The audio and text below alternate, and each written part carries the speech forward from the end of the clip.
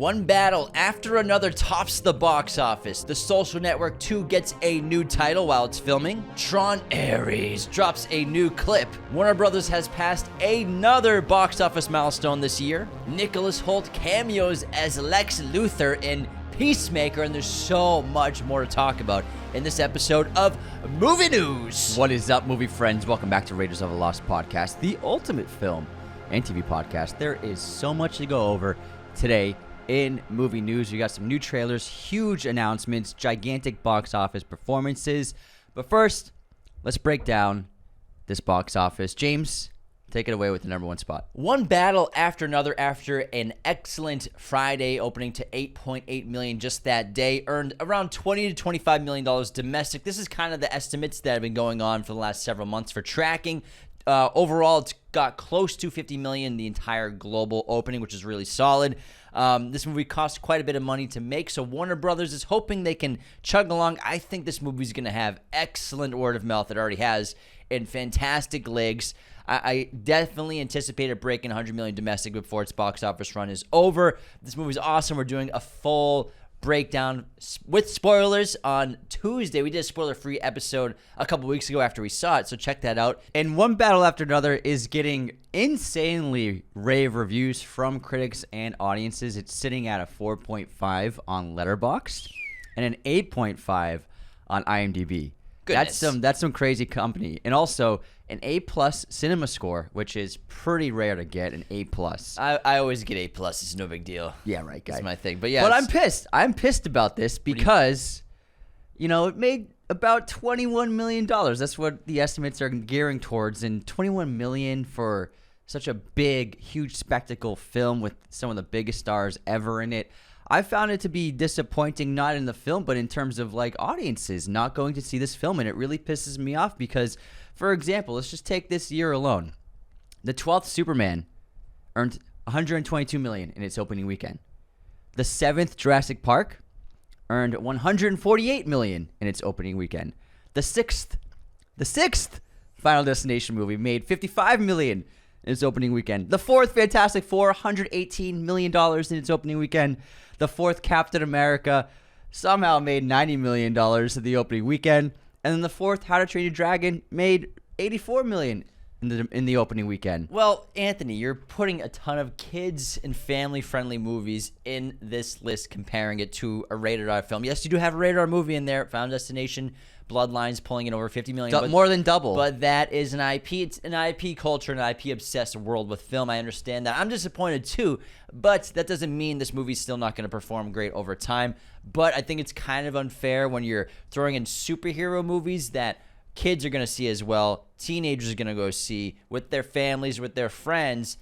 They're all going to make a ton of money. Jurassic Park, everyone's going to still go see Jurassic Park, but kids, they can't go see One Battle After Another without their parents, of course. That's a point, but I don't think that's the difference in that $100 million difference is kids. Well, kids and IPs, it's everything. That's what I said first. Yeah, but what I'm saying is sequels and IPs. We need to go out to other films. Hey, we're on the same page here, man. I'm just explaining it. I know. I'm just saying it's just sad to see that, general audiences don't want to go see. They're not coming to a movie like this. I think for a movie like this, they need to wait a week or so, wait to hear what people are saying. I think they need the buzz. They need their friends to be like, guys, you got to go see this movie. It's buzzing. Parasite was like that. Parasite had a low opening weekend. Grosses over $100 million domestically, right? Yeah. That was a movie where everyone's like, you got to go see Parasite. You have to see this movie. So I think that's going to help. And online, the internet is everyone that runs film accounts or talks about film online, they're just gushing about this film. I think it's going to perform really well over time. I expect it to break $100 million domestically. But, you have a good point. I hope so. We want original stories, and this is it. But, hey, it's not like it got single digits, Yeah, we'll see. But Gabby's Dollhouse, Anthony, $13 million. That's the kids. That's the kids. That's really good. Then Demon Slayer, $6.8 million at the box office. The Conjuring Last Rites still making really good money. I think this is its 4th weekend, $6.7 million at the box office. Strangers Chapter 2 opened to $5.8 million at the box office with terrible reviews critically and audience score wise. Big surprise. This is what I've read is it just feels like, which it is, it's the second film in the trilogy. It just feels like a second act that never ends. That's what a lot of reviews are saying. Him pulled $3.8 million domestically. That's just breaking now $20 million domestic at the box office, which is a little under its budget, but internationally it's already probably over its production cost. And then Big, Bold, Beautiful Journey. Now, this was Margot Robbie and Colin Farrell's bomb that opened last week to under $4 million. Second weekend, 1.25 domestic at the box office in its second weekend. That is a terrible second weekend. Real quick before you continue, check out this amazing The Running Man poster over my shoulder, provided to us by our great friends at movieposters.com. Use our code Raiders10 at checkout today to get 10% off. And I keep seeing notifications. People are using our affiliate link, which is in the episode description or the link in our social media bios. That affiliate link gets us a commission of purchases. Use our code as well, get 10% off. It's a win-win for everybody. Movieposters.com. Our great friends get you amazing posters today. I'm really impressed with The Conjuring's legs. And then The Strangers Chapter 2 is made on a tiny budget, so it's already successful, which is why they greenlit a trilogy of these films. So the people are going to see it, and it's going to make like 25, 30 million. IPs, that's what people care about. It's what general audiences care about. Unfortunately. But this has been a great year for Warner Brothers, even with the, kind of medium tier box office with one battle after another compared to its budget. Warner Brothers, again, they had 6 movies in a row open to 6 movies open to 40 million at the domestic box office this year, which was so impressive. They broke a record, but they've already crossed $4 billion at the box office this year, the first studio to do so this year. That's amazing. And they've made a bunch of original movies. Yeah. Sinners and Weapons in one battle. Like, they're doing a great job. But Minecraft. Disney's coming for that once Avatar comes out. Yeah, I think Avatar's easily going to clean $2 Tron billion. will probably pull 50 or something like that. Well, do you want to talk about Tron? Because they just dropped a clip. We'll move on to that next. What do you think about the clip that Tron Ares dropped? So in this clip, Jared Leto and Greta Lee are evading Tron programs, hunting them down throughout the grid city. And this must be a different area of the grid that we've never seen before because everything's red.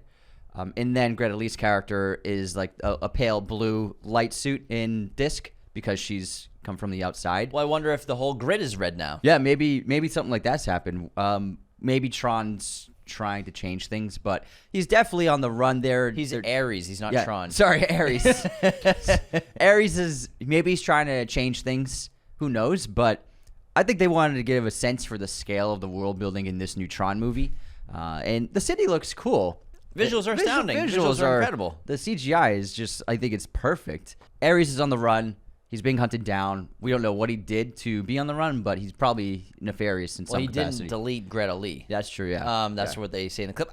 But we shall see as we get more glimpses of this because this movie's coming up pretty soon, guys. Yeah. But I want to talk about Jerry Bruckheimer and what he's hinting at. Get into it, Anthony. So in a panel interview with IMDb, Jerry Bruckheimer revealed that they're at work on sequels to F1, Top Gun, and Pirates of the Caribbean. Let's go! Quote, "We're developing another Top Gun. Hopefully we'll make another F1, and we're working on another Pirates. We're working on a lot of different movies that have become successful, and hopefully we'll get them all made."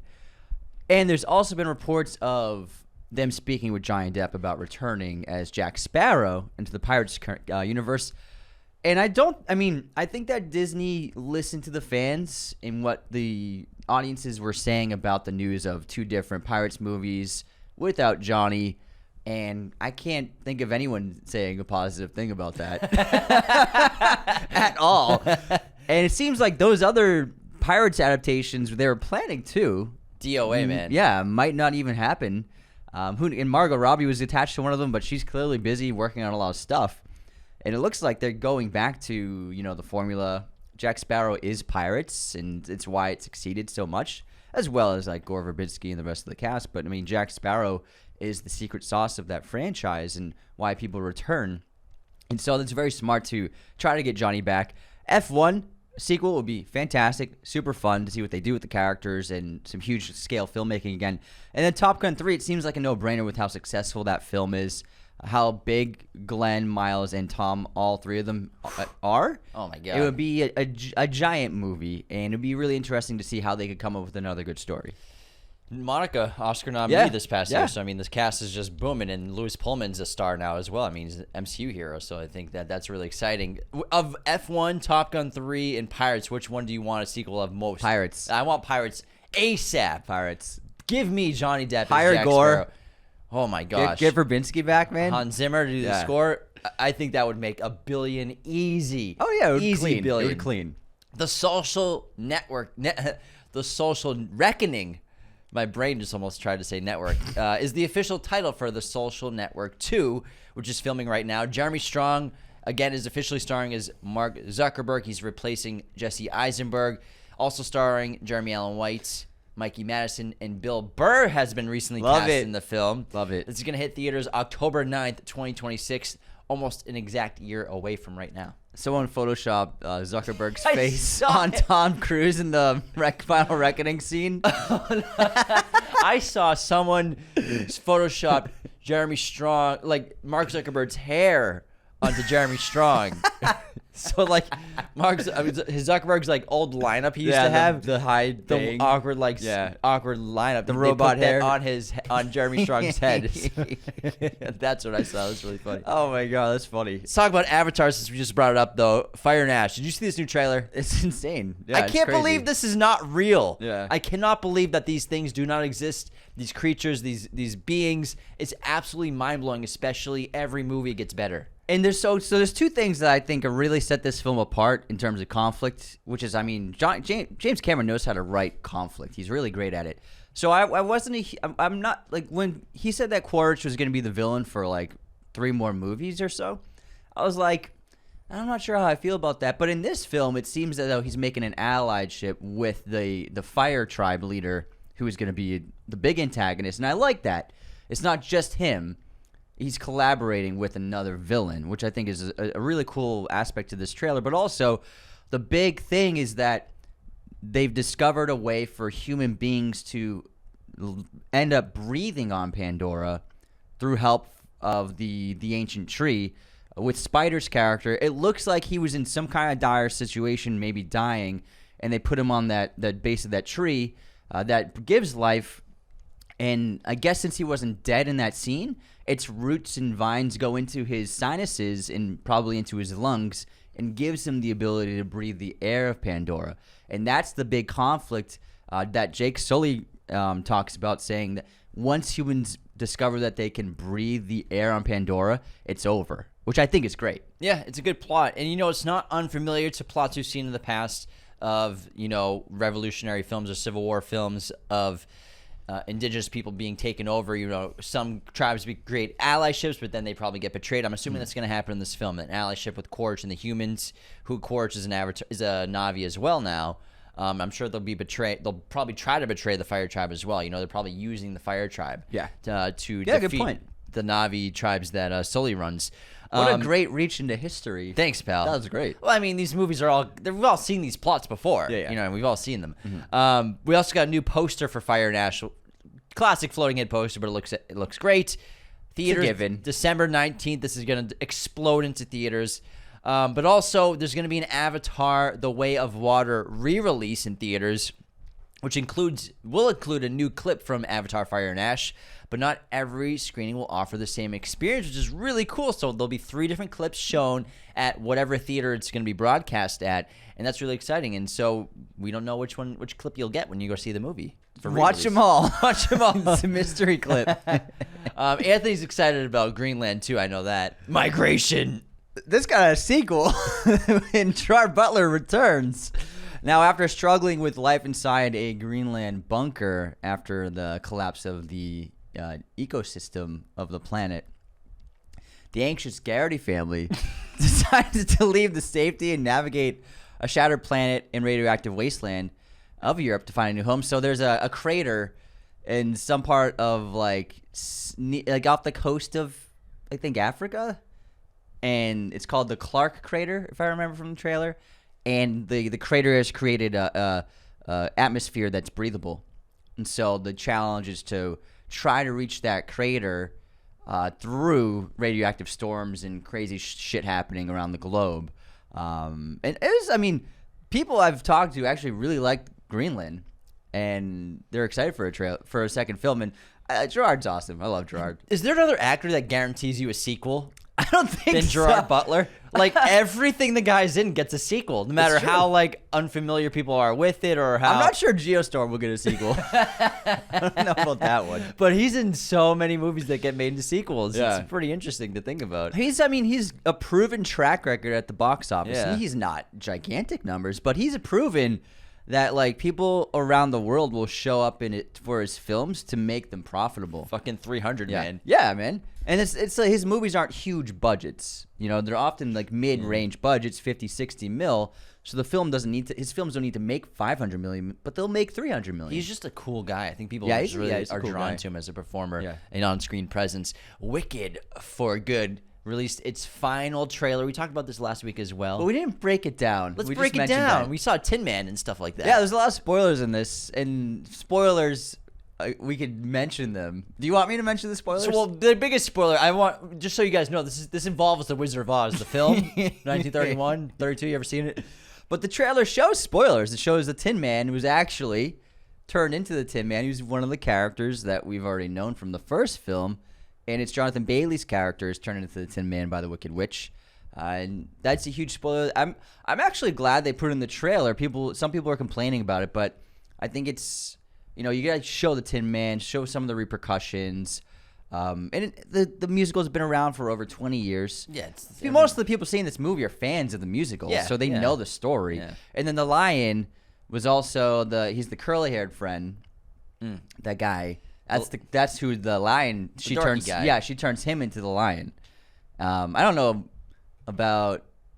Oh yeah, we already know about what's her name, Dorothy. Yeah, but that's the Scarecrow. No, he's a Scarecrow. The lion was just a lion from the first movie that they set free. Yeah. And then curly hair guy gets turned into Scarecrow. That's what it is. I don't know their names.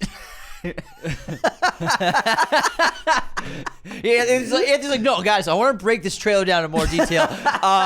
This guy, the guy with the curly hair, he's the lion. Wait, no, he's not the lion. You don't know shit about the trailer that you want to break down. I just don't know their names, man. But no, it looks good.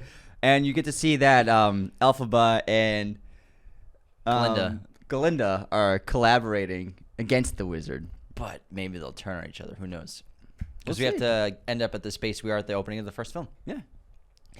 Let's talk about Jimmy Kimmel. Now, he got his show back last week, just after about 5 or 6 days of being pulled off the air and temporarily.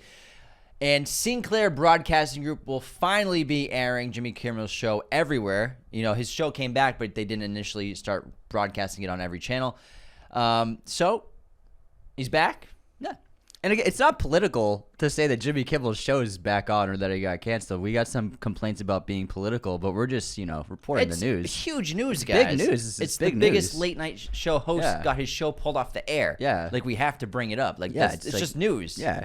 It's not political just to bring up that a TV hit, one of the It's biggest. the biggest news of the last 2 weeks. Everybody was talking about it. Yeah. It's My like- mom was talking about it. It's like, that's how, they keep bringing that up, and it's like, this isn't a political We didn't show. take a political angle. Yeah. We just literally- reported the news, guys. Yeah, I watched the monologue and said what he just reported on the monologue. Anyways. We appreciate you all, though. Yeah. But We're not. Yeah. Let's get back to movies. That's not what the show What's is. scary, though, This is awful. This news about an AI actress who will be the first one to sign a deal. This actress does not exist. It's an AI creation. Actor, comedian, technologist Aline Van Der Velden has revealed that her recently launched AI talent studio, Sequoia, is in talks with a number of talent agents interested in signing its first creation. AI actress Tilly Norwood. She suggested that studios and other media and entertainment companies were quietly embracing AI under the radar and to expect public announcements about high-profile projects using the technology in coming months. This, for me, is, and I think for a lot of people, and pretty much I'm sure everyone listening to the show, is just terrifying news. Now, do we expect to see AI actresses and actors being in movies? I doubt that. What I think will probably first happen is what we're slowly seeing with advertising. I think, when you flip through a magazine these days, there's AI models in them now. Whether people know it or not, some of those models are AI. Instagram, social media are filled with AI models. Yeah, when it's you watch crazy. YouTube these days, I would say like 10-15% of the ads I get on YouTube now are AI created. Yeah, I'd agree. I would expect commercials for TV and YouTube and advertising to really be the first foray for AI actors and actresses, which don't exist, to start acting in commercials for brands. I agree. Companies are going to take advantage of it for advertising. This AI actress already has an Instagram with over 1,000 followers. There are AI models on Instagram with millions of followers. Yeah, I mean, this is like how bad simps are. Like they're simping over something that doesn't exist. But some people don't know it's not AI. True, there are a Which lot is of people wild. that don't know that they're looking at AI. But this is just another terrifying thing about this levee that is about to break, of just a tsunami of AI entering our entertainment space. Yeah, that Al Pacino movie, Simone, was ahead of the curve. That was like, that's going to happen. There's going to be a celebrity AI. There will be. Yeah. People will be watching like reality shows with them and like movies with them. In 5 years, like AI has come a lot in the last 2 years. Yeah. Like, have you seen that Will Smith spaghetti video? Yeah, I watched what it was yeah. 2 years ago Yeah. compared to now. It literally looks like Will Smith eating spaghetti. It's terrible, But man. 2 years ago, it was like a monstrous cyborg Yeah. AI eating spaghetti. Scary stuff, man. But we got great filmmakers like Gore Verbinski making real movies. He's got a new film finally. It's been 10 years. A Cure for Wellness was his last film. This is the guy who made Pirates trilogy. He made The Ring. He's an awesome director. He's making a new film that we announced in the show a couple weeks ago, Good Luck, Have Fun, Don't Die, starring Sam Rockwell. And they released the first still of Sam in like a crazy outfit with this red lighting. This film follows a man who takes patrons of an LA diner hostage after claiming that he's from the future and must save them from AI. This is theaters January 30th. I love Gore, and I think he's a really, really, really good director who doesn't get his flowers really by anybody. No one sends him flowers, Yeah, man. no one gives him flowers. But I'm gonna be showing up for this. I think he's great. I'm pretty excited about Shelby Oaks as well, from Yeah. Chris Stuckman, the very popular YouTuber turned filmmaker here. And we finally got a teaser for Shelby Oaks, about a minute and a half long. And this is described as an ambitious horror movie filled with bold twists and terrifying imagery. And it seems like a blend between sort of the Blair Witch Project and some other kind of found footage movies. It's about a woman looking for her sister who she has footage of her before she passed away, before she died mysteriously. So she is trying to find her. Blair Witch is basically the same thing, especially the one that Andrew Wingard made in 2016, which fucking slaps, by the way. Is it good? It's fucking awesome. Oh. Basically someone trying to find their sister, or what happened to her sister, because she was lost in the woods, but they have footage of her being attacked by the witch. So kind of a similar concept, but more contemporary. We're out in the woods. We're in interiors and buildings, and Shawshank Prison, the prison used for that film, was used for this movie. Neon is distributing this, so I think this movie's going to be a big deal. October 24th. Yeah. Then this is the second teaser. Yeah. So you get to see a little. Yeah. I think this is a huge movie for people like us. This is huge Yeah. for content creators who are also filmmakers and trying to bridge that gap. So I think that, obviously the Talk to Me brothers, big deal. Big YouTubers turned filmmakers. Stuckman's doing this now. But I think this is going to show, if this is a hit, if it's successful, if people enjoy it, that anyone can make movies if they have the right passion, the right skill set, and the resources to do it. Guillermo del Toro was a film critic before he started Was he making really? movies. Yeah. He was a film critic. Wow. Yeah. Godard was a film critic. Yeah. You know? Martin Scorsese was it? He was a teacher. He was a film professor. Yeah. Next up, video game related. We get people love when we talk video games. We're fighting, and they finally released the trailer from Wolverine, the video game. Now this is with that. Remember, someone had leaked footage from like some gameplay footage, unfinished, like 2 years ago of this. A while ago. Of him like in the bar and stuff, and I remember that. And I think a cutaway scene, and then it was a big deal. Yeah, I mean, this game was supposed to come out, like, I think 2 years ago anyways. Wow. But it looks really cool, really fun, very bloody, and like a great depiction of the character. And I mean, I think it looks really exciting, really, really fun time. Gory as hell. Yeah, it's super blood bloody. everywhere. It looks fun. Not huge gamers ourselves, but I mean, this one seems like a fun weekend, like play around with it and have a good time. Yeah, I love his different like looks. He's got his like cowboy look, and then he's got his classic outfit, and yeah, it looks pretty insane. There's also a new Halloween game, Mike Myers. It releases September 8th, 2026. This will include online multiplayer and a single-player story mode from the POV of Mike Myers. And it looks really cool. It's got the ambience, the tone, the music, the aesthetic of walking those streets at night and in Indiana? Chicago. Illinois? Chicago. Is it Illinois? It's Illinois. Yeah. Can't remember what city it is. But man, it looks pretty creepy and really cool. You can't run as Michael Myers. You can only walk. His hometown is... Sorry, I pulled up Mike Myers, the Canadian actor. This is a Mike Myers mask. Haddonfield, Illinois. Illinois. Great reference. That's from Baby Driver, right? That's a good one. All right. Big news for DC fans and fans of Peacemaker. Lex Luthor appeared in the most recent episode of the show. Nicholas Hoult had a cameo where he's speaking to General Frank Grillo's character, General something. The guy he's in, I'm not good with names, guys. I'm not great with names. Something senior, right? Joel Kinnaman plays the character in the movies. Senior. Hold on. What is it? Yeah, something. Anyways, sorry guys. They're trying to make a deal. Grillo's character, who is to be named by James soon. To be named. Rick Flag. Senior. It's not Ric Flair. No. That's the last time you got it wrong. Ric Flair. Rick Flag. He's trying to make a deal with Lex. Someone's got a portal thing, and he needs help tracking him down. We're losing viewers by the second.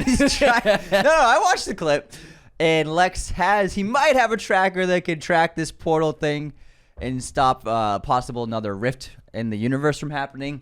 And so they're trying to make a deal. It looks like the deal would be Lex could be moved to a less secure prison, which would give Lex, I think, the opportunity to break out because of his intellect. But it's cool. I think that this performance by Holt is really good. It was very, very muted compared to how he's very big in the movie because there's always crazy shit happening in that movie. It's kind of like never stops. Yeah. So honestly, this might be my favorite Lex scene from Nick Holt so far. Nick's amazing. Yeah. And the thing, it's so cool to see movie stars in shows these days, especially big shows that are really popular and people are viewing them. But Nick obviously has experience from The Great for TV, which is, if you've ever seen The Great, I've seen a few episodes. He's fucking hysterical in that show. And he's electric. Yeah, it's the writer of The Favorite. Yeah, he's so effing funny. And I think he probably just loves doing any kind of project that he feels passionate about. So it's cool to see that. And, of course, David Cornsweet, I read that he's jealous that Nick Holt got to be in Peacemaker and he didn't. So far that we know of. But pretty cool stuff. Just fusing everything together. I think DC's doing the right thing right now. Let's talk about the Duffer Brothers in TV, where they just signed that big Paramount deal, remember? They want to continue making more TV shows with long release gaps like Stranger Things. So to quote them, if TV shows came out every year, it's diminishing return. I like the build-up. So I think there are pros and cons to this. We talked about this recently on an episode. I think on a huge, massive scale production like Stranger Things, you'd wish you get it every year, but I understand they're making like 10 movies here at least. Every episode's going to be at least an hour, some an hour and a half, some longer. Yeah. We'll see what they're going to be doing next. I think there's a balance. There's a balance, but 3 years between your series is a long time, I think, with Stranger Things. That's a long time. All the Josh Brolin fans out there, he's got a new action thriller coming out called Mister. This follows a man who wakes up covered in blood and realizes his identity as he fights killers that include his exes to his best friend. Sounds pretty unique. Directed by Wade Eastwood, the stunt coordinator from Mission Impossible films and Inception. Very cool. Going to be big action heavy. I love Brolin. Anything he does. He's just like the coolest. He's one of the coolest guys in Hollywood. Probably. He's so cool. I love that guy. That's a guy I love. Who would you like to have if you hang out anyone? With? Dude, Brolin's up there. Yeah, Brolin's cool. He's probably got some stories, man. Oh yeah. Doctor Doom news. So Shane Black, he gave some comments on Doctor Doom. He's doing press for his new movie coming out, Play Dirty, and he says Robert Downey Jr.'s Doctor Doom is going to single-handedly reinvigorate the entire comic book industry.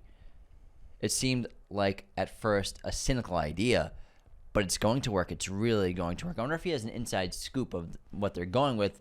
Maybe RDJ's has shared some stuff with him privately, but... He must know the story if he's saying this. He must know a little bit, but... Because, to say that... Mm-hmm. We'll see. Maybe he helped on the story, like, it's possible. as like a... not even like a credited writer, but just helped with a draft. Yeah, or maybe just some ideas. Yeah, possible. Spaceballs 2 dropped a really funny photo of the cast reading, and it's like pretty much the same photo as the Star Wars cast reading photo, black and white with everyone together in a big room. This stars Rick Moranis coming back, Bill Pullman coming back, his son Louis Pullman joining the cast. Daphne Zagina, George Wire, Mel Brooks, Josh Gad, Kiki Palmer, and Anthony Carrigan is a bunch of new actors. In theaters 2027, so it looks like they're going to be filming probably this upcoming week. Millie Bobby Brown has just been cast as Olympic gold medalist Carrie Strug in Gia Coppola's Perfect.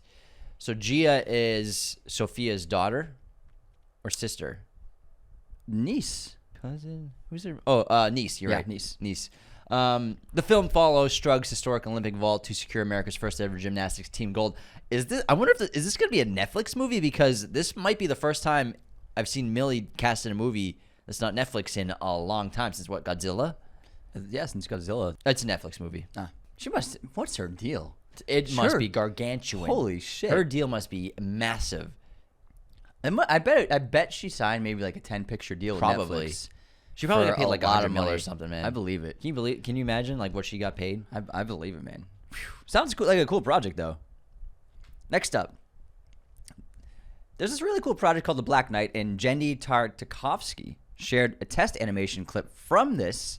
It follows a knight who controls a 20-foot tall statue of armor in the 14th century. Sony Animation is unsure if there's an audience for the film, so they haven't greenlit it yet, but it's really cool concept footage. Really impressive stuff. Yeah. Like, reminds me of Gareth Edwards and, what he did with Monsters and then getting Godzilla, but, like, doing the visual effects himself. And the director of the new Zelda movie and how he got the Maze Runner film with his concept art that he made just with visual effects. Westball. Cool guy. Cool guys. Scrubs, it's coming back, guys. Officially, the table read, a photo's been shared. The main 5 are reunited for their upcoming reunion season. So They're still in the same hospital. they're still kicking, guys. They're still there. I'm sure no one transferred. Yeah, right. 20 years, they're all still there. I'm sure they're gonna throw in some young characters for some new blood. But Yeah, you gotta have the mains though. You gotta have the main courses. Yeah. Even janitor's there. Yeah, that's true. All right, so there's an update on Highlander, not as negative as last week with Cavill's injury, but Drew McIntyre. Drew McIntyre. What are you reading? McIntyre. You've never seen that name before. It's a weird name. McIntyre. There's a lot of weird vowels in that name. There's a Y in there. Drew McIntyre has been cast as Chad Stahelski's Highlander. People are leaving now. Like he's a wrestling superstar. Oh man, I messed up another wrestler. First Guile, and then McIntyre. You're half Irish. You couldn't say that name. McIntyre. Wait, who's this? What wrestler is this? His name's Drew McIntyre. No, I'm just saying. Like, let me get a look at this guy. Oh yeah, I feel like I've seen this guy. Yeah, he's gonna play Cavill's brother in Highlander. Oh, cool. Yeah, it looks like he could be. McIntyre. McIntyre. That's the authentic way to say it in Gaelic. You're ridiculous. You're ridiculous. Anyways, that's our Highlander news. Just picture it. Anthony's saying a name right. Just picture it. We got our first teaser starring Millie Bobby Brown and Gabriel LaBelle from The Fabelmans. The rom-com follows 2 college students whose phones glitch and show them images from 10 years in the future as a married couple with kids, coming soon to Netflix, another Millie Bobby Brown Netflix movie. And the teaser is just them in a photo booth. It's very cute. It's kind of like feels like a spiritual cousin to Click. Kind of, yeah. Yeah, using tech to time travel. That's interesting, yeah. Thank you. Yeah, great connection there. Okay, back to on this one? No. All right. Denise Goff. Denise Goff from Pandora.